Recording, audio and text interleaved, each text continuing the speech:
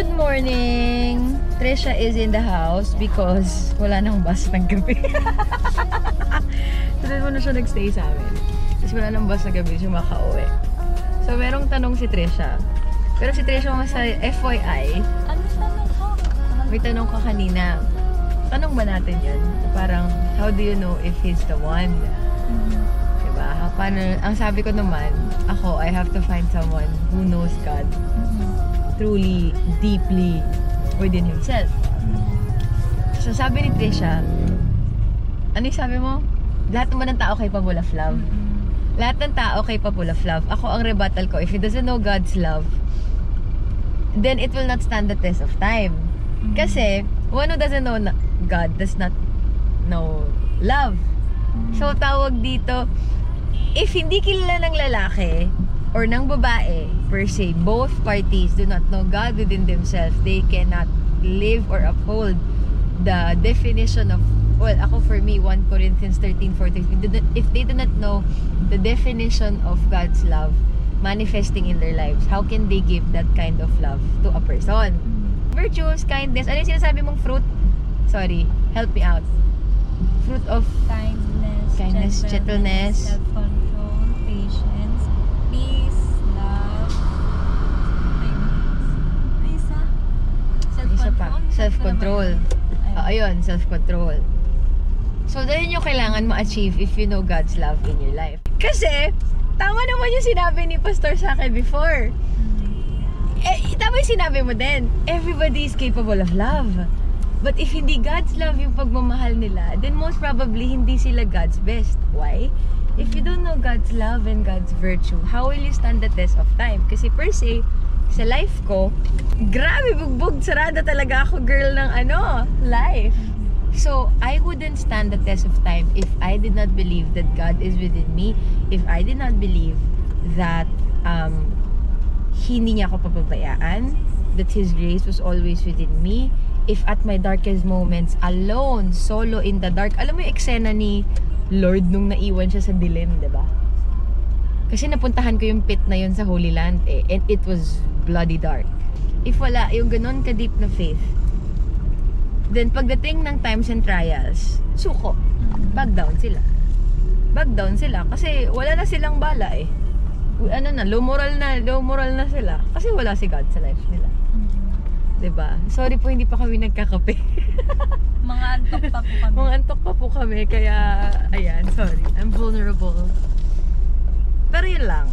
I mean, personally, I also wanted to share that thought to everybody because I'm not very vocal about it. But, during my journey for clinical pastoral education and counseling, I always wanted to share. Para people can be strong. Tingnan mo siya, nahanap na niya yung green flag ng buhay niya. Diba? At manonood kami ng Cinemalaya today. But device block, walang ticket talaga, day. Oh my God. No cashiers, pay, auto pay. Nangain talaga, girl.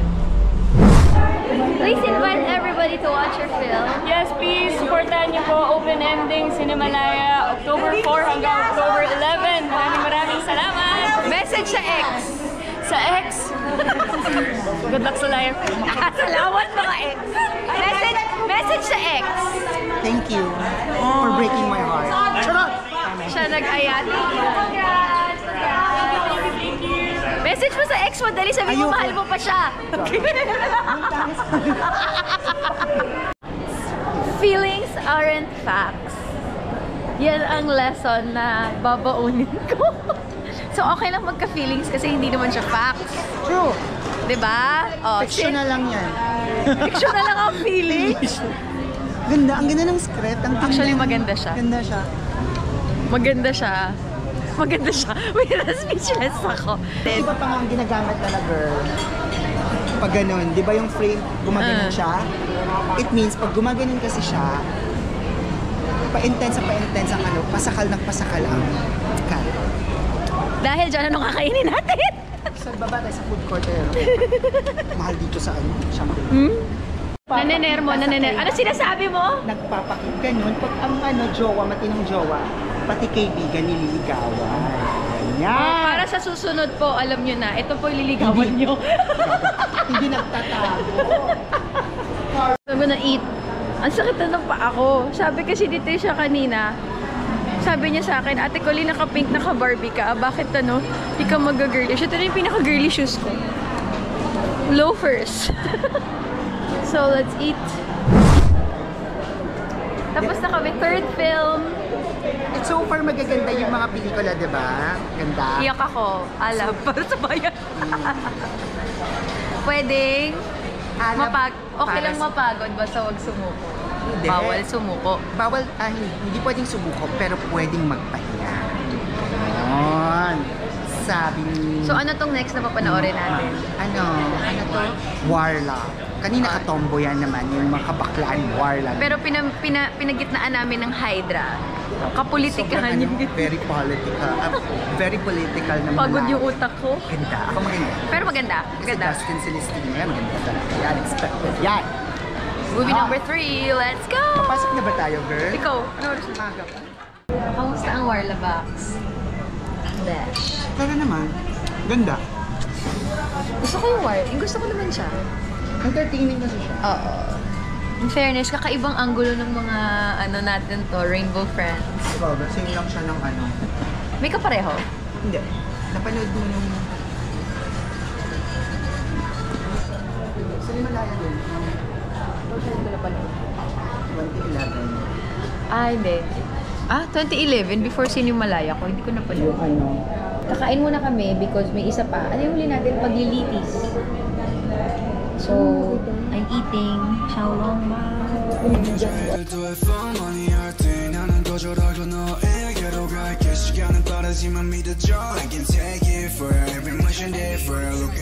Day 2 marathon. Ito po yung kasama ko. Si Madam Mikey. Mikey Win, Metawin, Titiwat. Hindi ko pa rin kabisado. Hindi ko pa rin kabisado yung name niya. My name is Mikey Tawin-Tawan. What pawad ko lang pa. Yun. So, ang napanood na namin ay Warla, Hydra, Paglilitis, and Open Endings. So far yung pinaka... So far, anong comment mo sa mga napanood natin? Magaganda siya lahat. Pero yung pinaka-favorite ko so far, Open Ending. Ako din, Kasi it's sa Open about, Friendship and relationships Ilan mo exist ulit? talaga. Friendships and relationships sa hotel. Hydra. Paglilitis. Anong comment mo sa paglilitis? Paglilitis is maganda naman siya.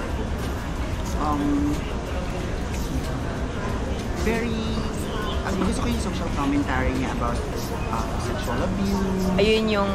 Pero kasi wala na siyang bago. Aside sa doon sa social media.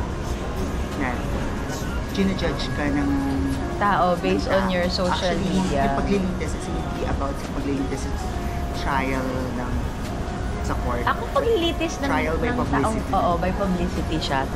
Siguro in a perspective of a writer. Siyempre, iba yung eye of judgment. Kasi opening... Si Itay! Good morning, Itay! Day 2! Aga-aga! Say hi to the vlog! Ayan. So, umorder na kami ng breakfast. 11 a.m. Talagang gumigising ng maaga para sa pelikulang Pilipino. Ano sinasabi ni ano? We're done na. Film number 1. Mamaya, i-interviewin natin tong best friend kong magaling magsulat. Kasi mas importante yung komentary niya kaysa komentary ko. Cinemalaya Day 3, pero last full show. Ang papanoorin namin I just came from MediaCon ng ating kapatid. I just came from work, pero may special guest po kami. Jed Macaraya in the house. Kapuso, ayun ba? Bakit siya special guest here? Reality show. Kasi nakita namin siya. Sabay kami maglalas. Pero anong papanoorin mo? Paglilitis. Yeah. Magpapanding na lang kami sa ibang araw kasi maghihiwalay kami bago mag-screen. Yes, sa poblasyon maybe for the Halloween party. 31, di ba? Yes, 31. Ay, Wala hindi kasama ako. sa 30, sa Monarch.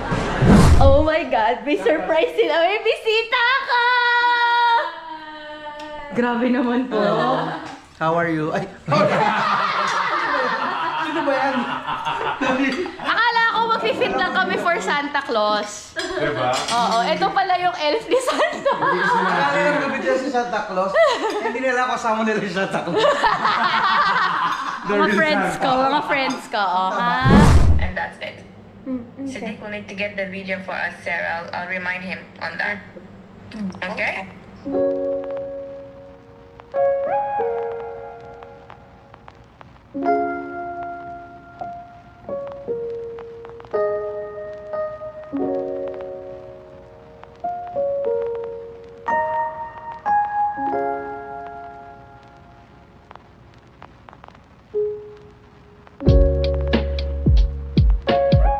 So I just finished a briefing with an international client. These clients are from Malaysia. So they are going to hold a business summit here in the Philippines with top speakers. And I'm excited because this is my second year with them.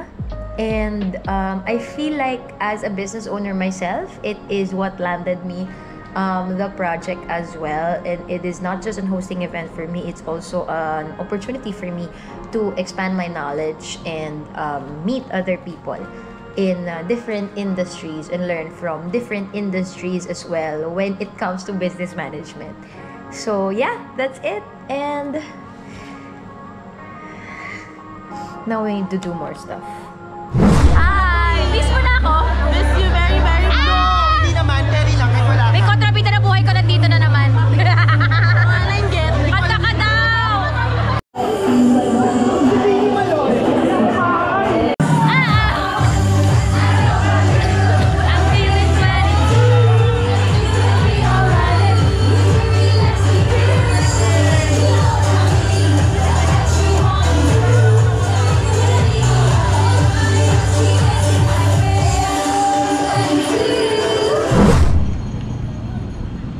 Hello, what's up? It's day 1 for me and Santa! Merry Christmas! Oh! Yeah! Alright! Uy, Santa, ingat ka! Ingat sila sa'yo. Merry Christmas!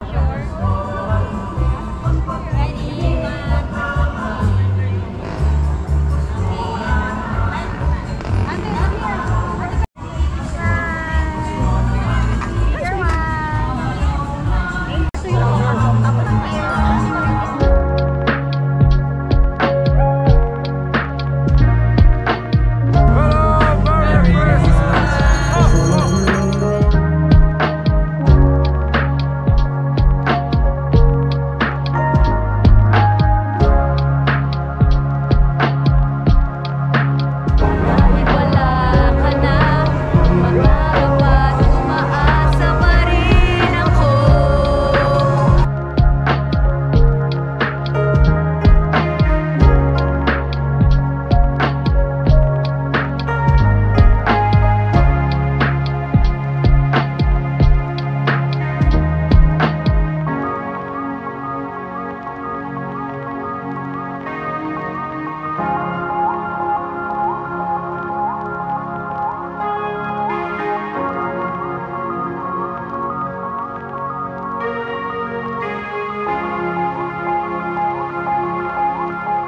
We're done. Thank you, Santa. Oops! Di niyo makikita kung anong tunay na itsura ni Santa. Instead na mag-fast food, tapos na kami sa work, i-check out namin tong Maple Grove. Para ako nag-around the world. Yun yung mga sa Taiwan ah. In fair, parang ang sayang mag-food trip. In fair talaga. Thailand Fields. Messy Giant with cocoa. Okay.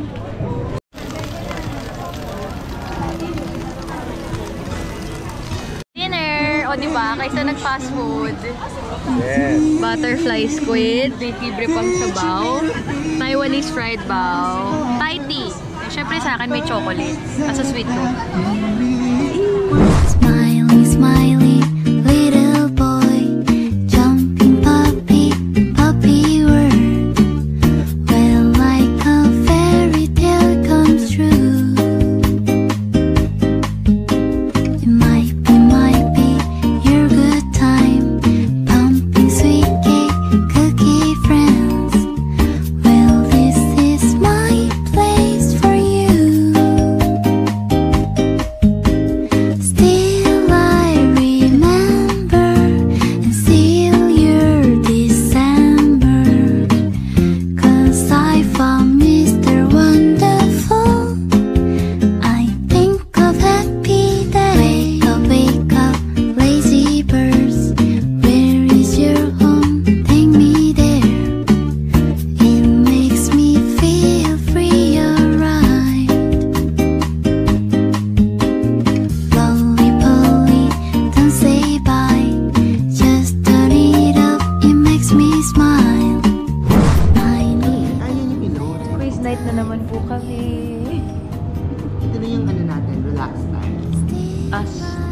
rest time, mental rest time. Na, mga tita-tita na lang.